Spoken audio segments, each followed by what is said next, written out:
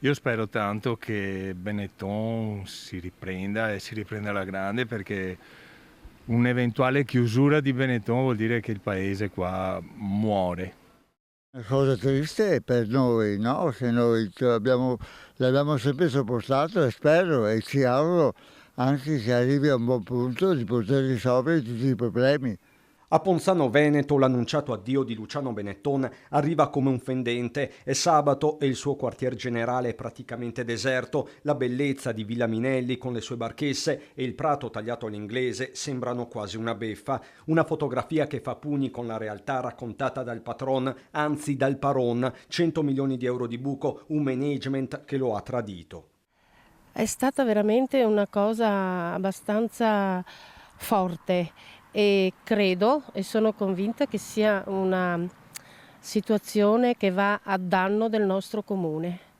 Dovrebbe ripensarci, esatto, per il bene del nostro comune, del suo paese soprattutto, del suo paese. Già, ripensarci è quello che chiede senza mezzi termini anche il sindaco di Ponzano. Benetton qui non è una semplice azienda, anche se rivoluzionata negli anni, resta la fabbrica paese.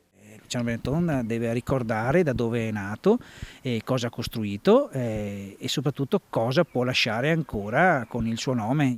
Adesso la nave comincia a avere difficoltà, io chiedo a lui che un capitano risalga in nave e porti la nave in un porto sicuro. Probabilmente non sarà più la nave di prima, però credo che la storia abbia bisogno anche di una giusta fine.